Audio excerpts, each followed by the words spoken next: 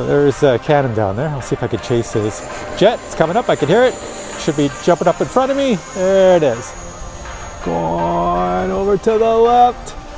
This is a propeller plane. She's never going to catch a jet. Hey everyone, welcome to the Captain Drone YouTube channel. My name is Steve, and in this video we're going to talk about the CADDX Walksnail GT2. This is a long-range video transmitter. So this baby came out in the month of April, and it's been a while that I've had it, and I just haven't reviewed it because I didn't have a purpose to review it, but now I'm going to review it, and I'm going to show you my purpose for using this. So before we get started, let me show you what you get inside this box. Inside the box, you'll find some spare cables to connect it to your flight controller on your drone if you're using a drone or whatever you wish to use, plus some screws to mount it, to mount the camera, to mount the hardware. There is a quality control card. 2 long-range antennas are included, and they simply snap into the rear of the unit. Just push them in tightly with your finger and they will stay in place, and if you want to remove them, just pull them straight out. And of course you get the camera with the unit. So let me tell you about the unit, looking at all the sides, and let me tell you what you see. So on the back side, you'll see 2 holes, and that's where you plug the included antennas in or any other antennas you wish to use. On another side, you'll find the spot for the micro SD card. You can put your own micro SD card in there, up to 256 gigs, plus there's a bind button. On the other side, you'll find a USB-C port. You can plug that into your computer and see the files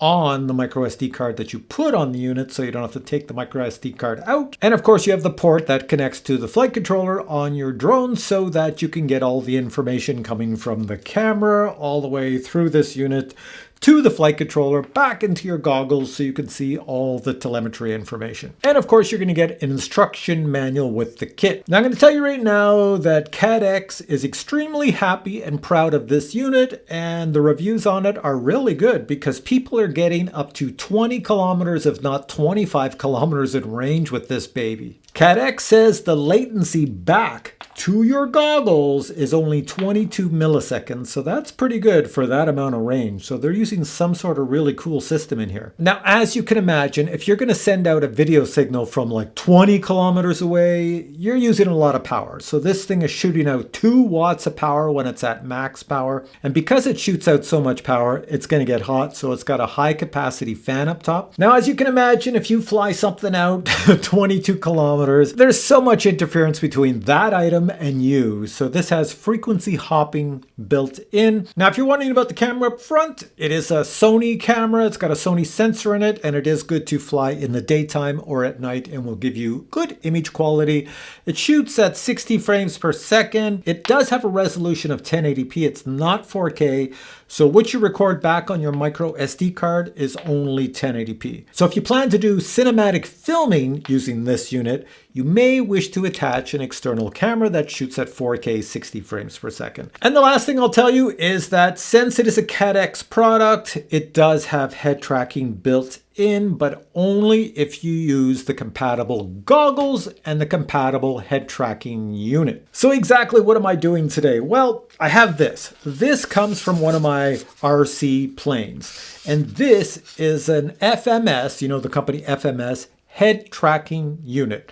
And there's a little antenna up here for a head tracking system. Let me show you some more. These are very old Walksnail Avatar FPV goggles. They're the only ones I have from CADDX. On top, I have the FMS head tracking unit. And because I'm using an RC plane, all RC planes, well, at least 99.9% of them, do not have a flight controller in them. So you see all these wires that come out of this unit? They're all designed to go into a flight controller. There's no flight controller, so what I've done is all the wires that would go into a flight controller, and then you configure the UARTs. They're right here. There's 4 wires. I've just taped them all off because they won't be used. I'm only using 2 wires. So coming out of the system, I've got 2 wires, a red one and a black one. And those 2 wires provide the power to this unit. So I have attached those 2 wires, soldered them onto a little XT30 plug. And I can plug this into any 3S, 4S, or 6S battery and provide power to this.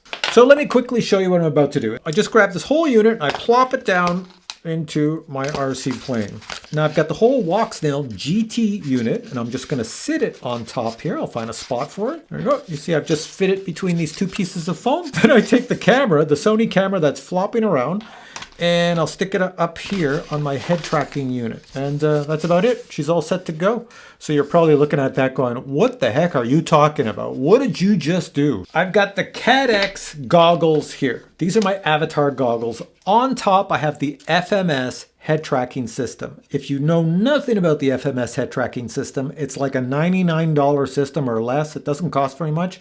And I made a full, let me point this way. And I made, no, that's still the wrong way. There we go.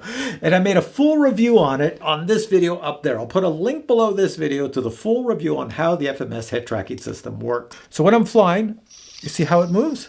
See the head tracking unit move as I look around here. I can look up with the camera, and the camera falls off. Look down. Well, there's the whole unit. I'm at my field.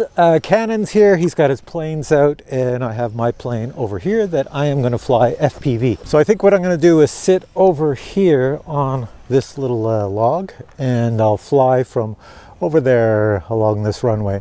You have to keep your eyes on the plane when you take off, because if it goes sideways in the grass or anything, it's hard to correct FPV. So you got to visually look at it, because I have a very narrow takeoff strip here. So I'm about to get this ready. I did put a little Insta360 Go camera on the bottom just to get you some extra footage, because the footage up top is only 1080p and it will get vibrations. Got the landing gear in the way, but yeah, hang on, get out of the sun. You can kind of see me back here. All right, so our plane's down here. We have the camera up front. It's not recording yet. I've got the antenna sticking out the side. Kind of flimsy like, but nah, I think they'll hold. This canopy, as I've mentioned earlier in the video, I drove over it with my Jeep, so it's pretty much destroyed, but it's gonna work. All right, so I'm gonna have to watch this with my eyeballs as it takes off, because this runway is full of potholes and the plane's gonna go to the left, to the right, all over the place, and there's people way over there. Glasses off, battery in the pocket. Let's see if the goggles work and if the head tracking works. So if I look this way, I can see my wing. Look down, look this way, I can see my other wing, and look forward. I think that's about as straight as it goes. Engine start. Got engine. Should have flaps here. Flaps middle. There we go. I think we're good.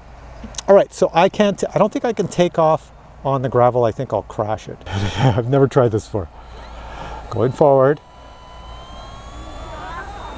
Oh, it's too bumpy. Yeah, I'm all over the place. It's all over the place in the camera. I can't see what's going on. See what I mean? All right, so I'm gonna do this visually. So I'll lift up my goggles, squint my eyes here, try to pull to the right,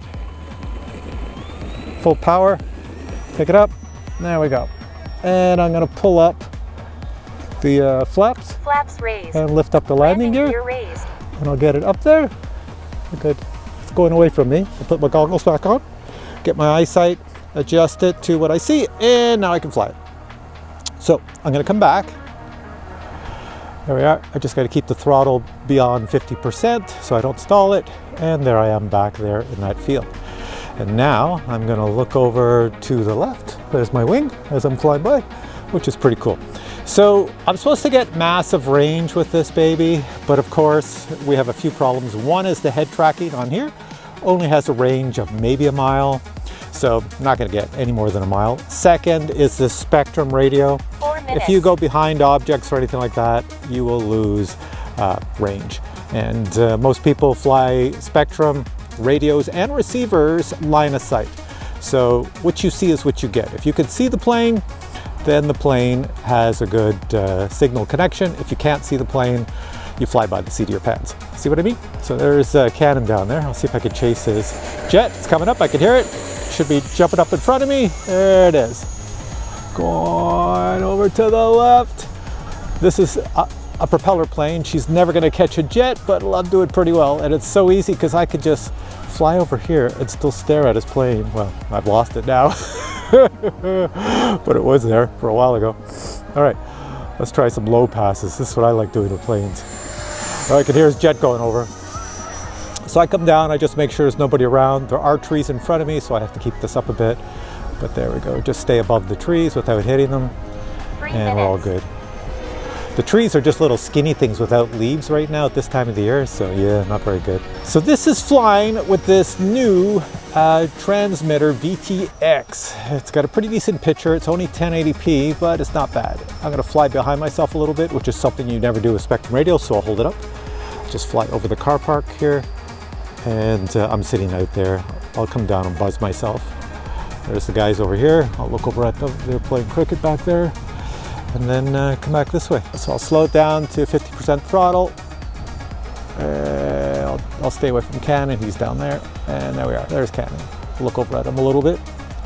Go up before I hit the tree. And there we are.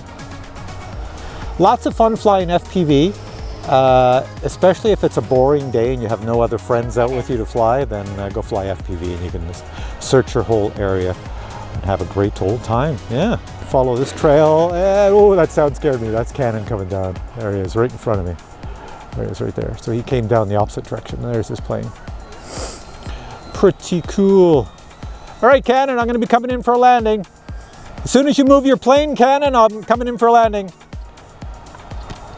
Uh-oh, my battery has just fallen out of my pocket from my VTX. I don't want my battery to pull out of my goggles because then I can't fly.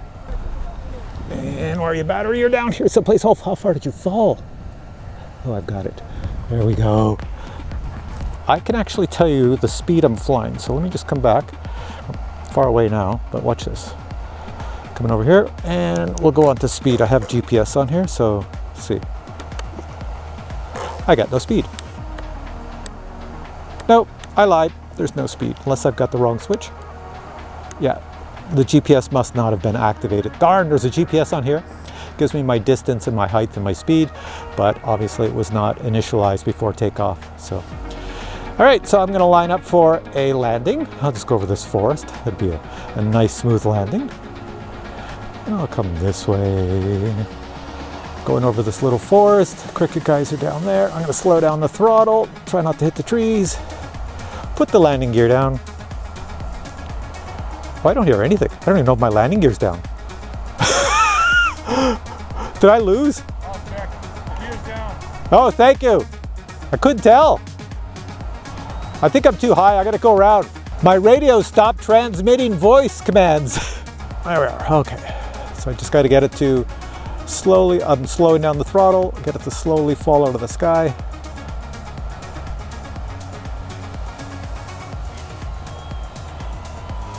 Come on down, land. There we go. And I do have reverse thrust. Like that. See, it goes backwards, down, reverse thrust. This was pretty cool, except this, oh, the radio crashed. Spectrum radios, gotta tell you, not the greatest in the world. All right, coming back for this. This FPV camera is still providing power until I unplug it. I could hear the fan going. So that was a pretty cool flight. You should try FPV on an F-16. All right, a good time to end this video because the batteries and all the cameras are dying. And as I mentioned, my radio, Spectrum radio crashed. So it lost all audio sounds. Good thing I had Canada out here to tell me the landing gear was down because without that, I would not have known. And with my radio crashing, there is a GPS in here that I put in there and it's supposed to call out the speed so that I don't fly too slow and crash. And Canon was telling me I was flying much too slow, almost crashing at some points. So I had to mentally try to keep the throttle above 50% with all the weight of the camera and the extra batteries and stuff. Anyways, I'm going to put a link below to this new VTX system. Go and check it out. It's not very expensive. It's $199 US. At least that's what I see from my end in Canada. Maybe it's less in your neck of the woods. I don't know. But check it out. The links are below. Stick it in your FPV drone. Stick it in your RC car. Put it on your RC plane and do long range flying. Just make sure whatever receiver that you're controlling your device with is also long range, or else you might get long range video, but you might not get long range telemetry and everything else. All right, guys, hope you enjoyed this video. If you did, please give it a thumbs up and I'll catch you in a future video with many more cool products. Until then, I say bye.